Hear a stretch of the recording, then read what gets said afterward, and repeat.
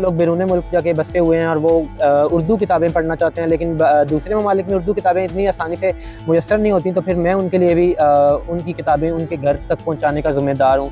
मैं किताबों की ऑनलाइन सेलिंग करता हूँ और ये बाकायदा शुरुआत इसकी मैंने तकरीबन 2-3 माह पहले ही की है, लेकिन किताबों के साथ मैं तकरीबन पिछले 4 साल से बाकायदा जुड़ा हुआ हूँ।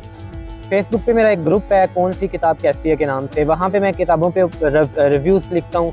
वहाँ से ही मेरे साथ बहुत सारे लोग जुड़े और अक्सर मुझे फिर लोग कहा करते थे कि हमें कोई ट्रस्टवर्दी बंदा जो ऑनलाइन सेलर हो वो बताएं। पहले तो मैं लोगों को रेफ़र कर दिया करता था, फिर मैंने सोचा कि क्योंकि डिग्री के बाद मुझे भी ज़रूरत है जॉब की, तो क्यों ना मैं इसी काम को ही अपनी जॉब बना लूँ। इससे ये होगा कि किताब पढ़ने वालों के साथ भी मैं जुड़ा रहूँगा और उसके अलावा ये कि मेरी जो फाइनेंशियल नीड्स हैं वो भी पूरी होती रहेंगी।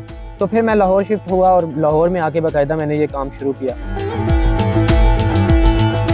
चूँकि मैं अभी तक रजिस्टर्ड नहीं हूँ और ना ही मेरा कोई नाम है, ना ही मुझे कोई इस तरह जानता है, लेकिन जो फेसबुक पे लोग हैं जो मुझे पढ़ते हैं, जो मेरे रिव्यूज़ पढ़ते हैं या मेरे ग्रुप का हिस्सा हैं या जो मेरी ये किताब का एक सफ़र देख रहे हैं, वो मुझ पे भरोसा करते हैं। उनको पता है कि मैं उनके लिए अच्छी वैल्यूएबल किताबें आम एक बिल्कुल मुनासिब प्राइस पे लेके उनको बेच सकता हूँ।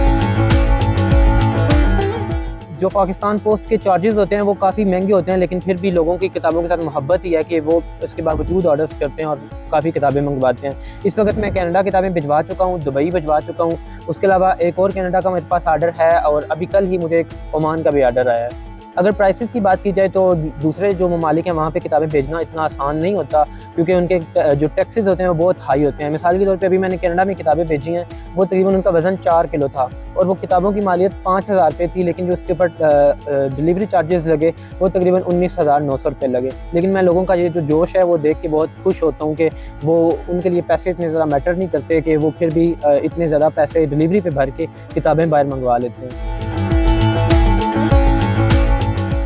अच्छा, इसमें कुछ ख़ास फ़ायदा नहीं है अभी फ़िलहाल, क्योंकि मैं यही कोशिश करता हूँ कि मैं लोगों को वही मार्केट रेट्स पे ही पहुँचाऊँ। मेरे से किताबें मंगाने का फ़ायदा ये है कि एक तो मैं लोगों को रिकमेंड कर देता हूँ उनके इंटरेस्ट के मुताबिक, तो इसमें मुझे इतना ज़्यादा मार्जिन नहीं मिलता, मैं खुद भी नहीं सकता, ताकि मेरा जो एक रोज़गार है वो भी चला रहे और साथ-साथ लोगों को भी फ़ायदा हो।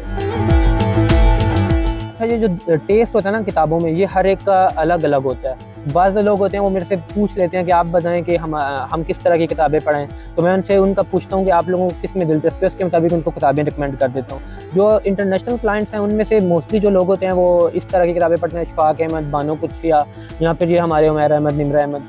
उर्दू बाज़ार में मेरी काफ़ी सारे अब पब्लिशर्स के साथ सलामदुआ हो चुकी है या एक राबता बन चुका है, तो वो मुझे एक ख़ास डिस्काउंट ऑफ़र करते हैं। फिर जो भी किताबें मुझे आती हैं जो आसानी से उर्दू बाज़ार से मिल सकती होती हैं, वो मैं जाके उर्दू बाज़ार से खुद कलेक्ट करता हूँ और फिर भेज देता हूँ। लेकिन कुछ किताबें होती हैं जो इतनी आसानी से अवेलेबल नहीं होती, तो उनका फिर मैं ये करता हूँ कि मेरे 2-3 ऑनलाइन दोस्त हैं जो इसी तरह किताबों का काम कर रहे होते हैं, मैं फिर उनसे रेफ़र कर लेता हूँ कि मुझे ये किताब ढूँढ के दें, तो वो मुझे ढूँढ देते हैं। इस तरह भी मैं किताबों की अवेलेबिलिटी को यकीनी बनाता हूँ। मुझे लगता है कि सोशल मीडिया के इस तेज़ रफ़्तार दौर में किताबें जो हैं वो एक बंदे को ज़हनी तौर पे कुछ सुकून मैसर करती हैं और एक हमें ऑथेंटिक मालूमात भी देती हैं, तो किताबें पढ़नी चाहिए।